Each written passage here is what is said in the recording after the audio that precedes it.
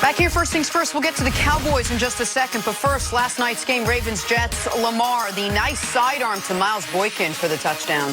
It's just unbelievable what Lamar Jackson can do. There are no good answers for a defense when you have a quarterback that has that type of mobility, not only to be a factor in the run game, but to be able to extend plays in the passing game, like right there in the red zone, and finding a wide-open receiver in the end zone. More from this one. Jameis Crowder keeping both feet in bounds for the ridiculous touchdown. And this was one play after Jameson had dropped what would have been his easiest touchdown of his career.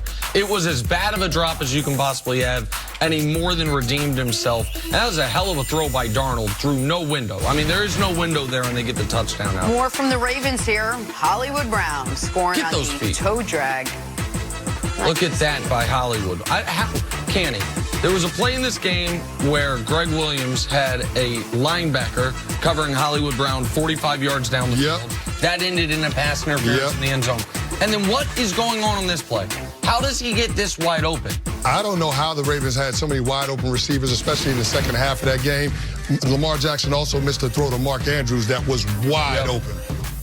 All right, into the NBA now. Mavericks, Pistons playing in Mexico. Luka Doncic with a great behind-the-back pass to Dwight Powell for the slam. Dusty, go ahead and fact-check this for me. I'm pretty sure Luka becomes the first 40-point triple-double on Mexican soil in NBA history. Add that to the list of accomplishments for my adult Slovenian son. Luka just killing the game right now. Just killing it. So much fun. Is he a top 20 player already? No, he's a top 10 player already. More from the Mavs. Kristaps driving, throwing it down hard over Andre Drummond. Kristaps, more of that. Less of your 7'3" three-point attempts, and more of this. Pump fake, put the ball on the ground, and get to the rack. And boom on Drummond. This is what I like to see from you, Kristaps.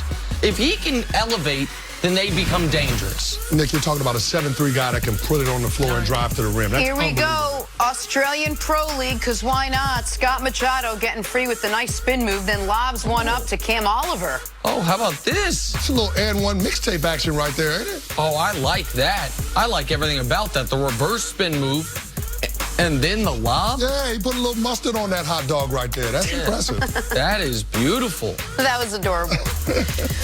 All right, moving on.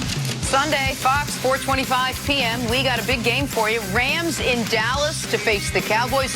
Could be a get-right game for Dallas if they can get out of their own way. Rams have won 2 straight. Cowboys have lost 3 straight.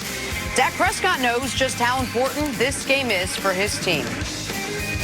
I mean, we got to get a win. Yeah, we've got to get a win, and we got to play well. Simple as that. I mean, yeah, according to the playoffs and all that, it doesn't, I guess. But if we want to give ourselves a chance to win, and to win as we finish this season out, and to win in that tournament as you get there, you've got to get momentum going. And momentum is something serious. We can get it on our side. This has been a streaky team in years. So you got to get that first one to get the second one. That's kind of just the mindset of focus on the day. Let's focus on now. Let's focus on this week. I'm not worried about the rest, and we will when that comes. A lot of words out of Dak there. What do you want to see, Chris Canny, from the Cowboys to make you believe they can go on a deep playoff run? Is there anything they can do to make you believe that? Well, a good place to start is being able to beat a team with a winning record. So far, they're 0-for with teams above 500. And, you know, the Los Angeles Rams present an opportunity for the Cowboys to do that in their building in Arlington this Sunday. So I guess that's what I'm looking for them to be able to put together a complete performance top to bottom in this game. But, Nick, as bad as the Dallas Cowboys have been playing, losing 3 straight, being 6-7, second week of December, this is still not a game that the Cowboys have to win. And that's a key point. That is a key point. This is a game that the Rams have to win. For them, the playoffs have already started now. Good on them. They've won 3 of the last 4. But the Cowboys, because the Eagles are 6-7 and the Cowboys beat the Eagles earlier in Dallas, it's a situation where all they have to do is be able to go on the road in Week 16, beat the Eagles in Philadelphia, and then beat the Washington Redskins. If they can do that, they're going to be NFC East champs. Now, the Los Angeles Rams don't have that luxury. They're chasing the Minnesota Vikings for that second wild card in the NFC. And I really look at it as a situation where they have to win out, and they need some help from the Minnesota Vikings. They're going to need them to lose 1 of 3 games. I think they're on the road against the Chargers, and then they've got division opponents. They got the Bears and the Packers. So we'll see what happens with that. But, I mean, right now for the Dallas Cowboys, you just want to see a solid performance from that team, top to bottom. Offense, defense, special teams, complementing one another. But Nick, I don't have any evidence that they're going to be able to do that this Sunday. I totally agree with you. I think your point that the Cowboys don't need this game is a critical one. They can't improve whether they win the division at 7-9 or at 9-7. They're the 4 seed either way. All that matters to them is the Eagles game, and then the Washington game is more important than the Rams game, because if they end up splitting with the Eagles, it's about divisional records, so tiebreakers and things like that. And if you know that, and if I know that, they know that. And this is not a Cowboys team that, to me, has shown any ability where if they know this game is not quite as important, but doesn't matter, every game is just as important, we're going to focus on the Patriot mantra of on to Cincinnati.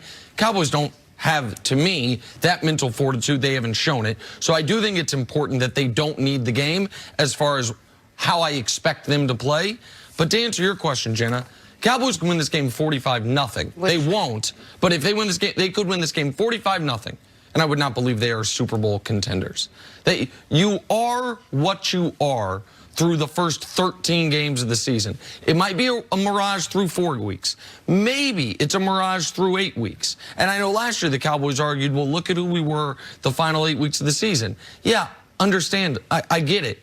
But you also, in the playoffs, showed you weren't exactly who you were the final 8 weeks of the season when you struggled in the first round against a Seattle team that had no game plan offensively whatsoever and then got beat handily by the Los Angeles Rams. So I do not believe in this Cowboys team. One game against a Rams team that I also think is a good but not far from a great team is not going to change my opinion of it. And I don't think what we're going to see from the Cowboys, what you see from teams at times when they know their coach is on the hot seat, which is, let's win this. Let's show the world we still love our coach. Let's show the world we got Jason Garrett's back. They've had the opportunity for that since the Patriots game, because that's when Jerry Jones put the real pressure on Jason Garrett. And how did they respond the next 2 weeks? By folding in games against inferior competition, allegedly inferior competition, where they had 7-0 leads. So, no, I don't believe the Dallas Cowboys all of a sudden are going to put it together and look like the team we thought they could be in September. Kenny, what do you think the message has been or is to players this week in that Dallas locker room? What do you think the consensus is with what the management and what coaches and everything is saying to these guys before they lead up to the Sunday's game? Well, the players are just trying to figure out why we can't win with all the talent that we have on this roster. Coming into this year, we said it, the Dallas Cowboys are one of the most talented teams in the National Football League. So why are they underachieving? Why are we sitting here at Week 15 with them having a sub-500 record? Well, the only thing that you can point to is the coach. I mean, at some point, if your team is not playing up to the expectations, you have to look at coaching and seeing whether or not Jason Garrett is putting his players routinely in positions to be able to do what they do best. And the Cowboys, for whatever reason, haven't executed. Now, I hate to put all of this at the feet of the head coach, but that's where you have to start, Nick. It has to start with Jason Garrett. And so with Jerry Jones having Jason come into the season as a lame duck coach, you were trying to figure out whether or not this team would be able to respond and answer the question of whether or not Jason Garrett could coach his team at the highest levels, get into the playoffs and win some playoff games and compete for championships.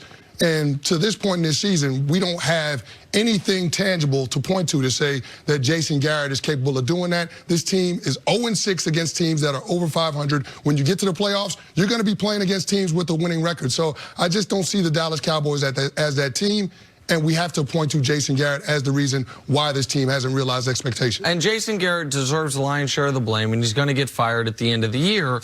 But it also should be noted the last few weeks that Dak Prescott MVP contender season has gone off the rails a bit. Scored 9 points against the Patriots, and I understand the Patriots are an extraordinary defense. You got up 7-0 on Buffalo, the offense goes into hibernation. You get up 7-0 on Chicago, the offense goes into hibernation. That's problematic. Dak against teams with a winning record this year, 8 touchdowns, 7 picks, and a passer rating below 85. going into this year, I had the Cowboys missing the playoffs despite all the talent because I didn't believe in the coach and I didn't believe in the quarterback. Now, Dak has been better than I thought he would be going into this season over the course of the entire season.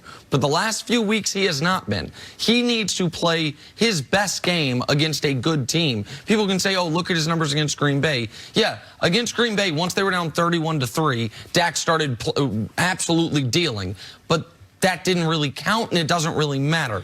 And so you need Dak to play the way he has played against the awful opponents, against a good opponent this week. And that Rams team, by the way, since the acquisition of Jalen Ramsey, that pass defense gotten a little bit better, even though they shipped out Marcus Peters, who's been exceptional with Baltimore.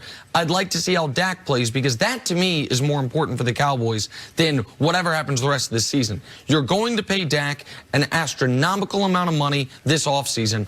How good is he? It was always Dak versus Wentz was the debate. Well, both these guys, well, Wentz underachieved this year. Dak underachieved, I would argue, last season. Is that really a worthwhile debate if neither one of them is a top 12 quarterback in football? And that's the question. Dak was playing like it. He hasn't the last month. Maybe we all misjudge just how talented this Dallas Cowboys team really is. All right, we'll see. Take a break. Coming up. Hey, why did so many people miss on Lamar Jackson? Talk about that next on First Things First.